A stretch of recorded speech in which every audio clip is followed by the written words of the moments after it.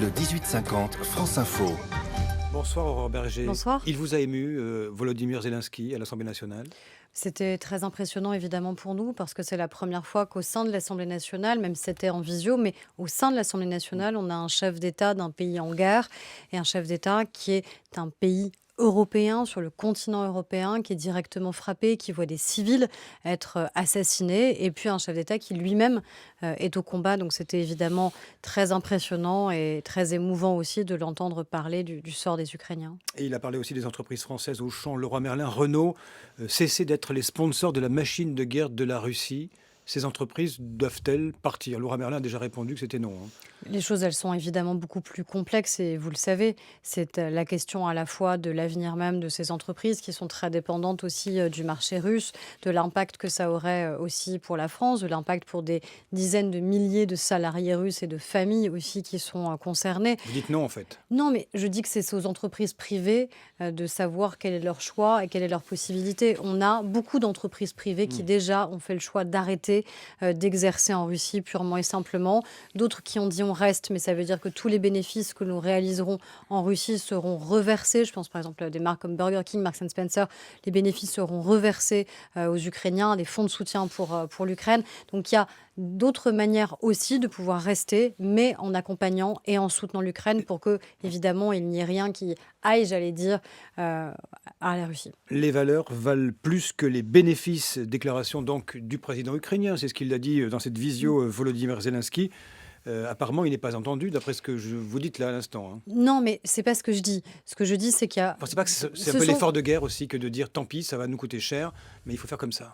Oui, enfin, il faut aussi mesurer les conséquences que ça peut emporter. Et quand on est responsable politique, on est aussi en charge justement de réaliser, de mesurer les conséquences des décisions publiques que l'on pourrait prendre. Donc moi, je salue toutes les entreprises qui ont fait le choix, évidemment, de partir de la Russie, qui ont fait le choix depuis le début, qui font le choix aussi d'accompagner les salariés. Je pense aussi aux entreprises qui ont dû arrêter évidemment d'exercer en Ukraine et qui font en sorte de rapatrier les Ukrainiens dans d'autres pays et des pays européens, de les protéger, de leur trouver un avenir professionnel, de trouver un avenir à ces familles.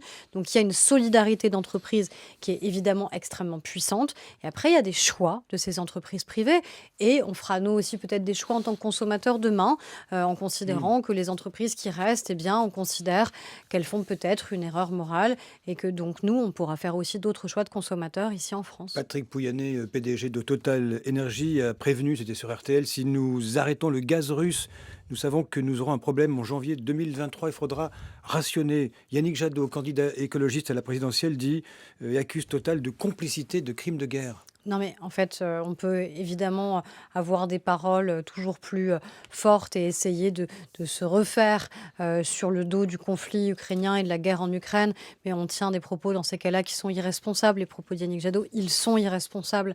Ça n'est pas, on ne peut pas dire que Total serait directement responsable des crimes de guerre qui sont perpétrés. Ça n'est évidemment pas le rôle de cette entreprise. Cette entreprise, elle est là. L'effort de guerre russe. Cette entreprise, elle est là pour faire en sorte que la France, elle puisse être aussi, et que l'Europe puisse être approvisionnée en gaz et pour faire en sorte que nos entreprises puissent fonctionner, que les familles françaises puissent se chauffer. Donc on a aussi ces enjeux-là. Par ailleurs, est-ce qu'il faut qu'on cesse toute importation de gaz, de pétrole, de diesel? Vous savez bien, ça va être un des sujets qui va être à nouveau abordé cette semaine. Je crois qu'il faut évidemment qu'on sorte de toute dépendance vis-à-vis de la Russie. On voit bien aussi dans ce conflit les limites des interdépendances qui existent.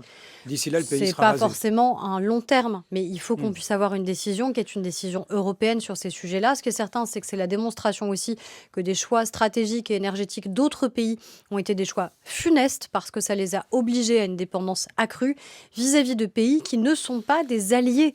Et je crois que ça l'a clairement mis en valeur. Ça démontre aussi que la France, elle est beaucoup moins dépendante vis-à-vis de la Russie parce qu'on n'a pas fait les mêmes choix énergétiques. De laisser Total et autres entreprises de se C'est pas maintenir nous en qui les Russie. sont. Enfin, Oui. vous voyez bien qu'à un moment, il y a des entreprises privées, c'est pas la France qui peut, à un moment, interdire, permettre, etc.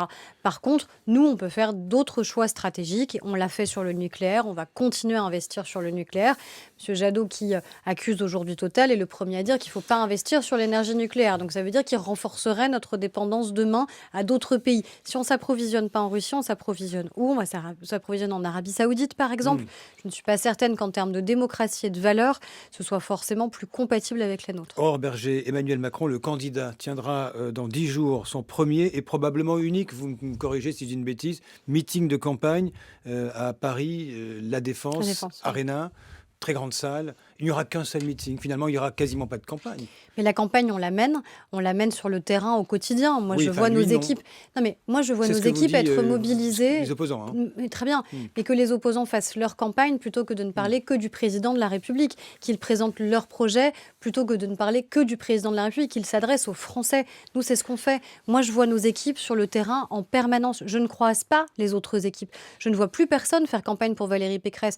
Ils se planquent tous, considérant que cette campagne, elle est déjà perdue. Et d'ailleurs, il y a cette nouvelle petite musique rhétorique qui est de dire attention, on va vous voler l'élection. Ils anticipent leur défaite en disant que s'ils perdent, ça n'est pas leur responsabilité, c'est parce qu'on leur aurait volé l'élection. Que vous lui avez, enfin vous, la majorité, lui aurait volé son programme.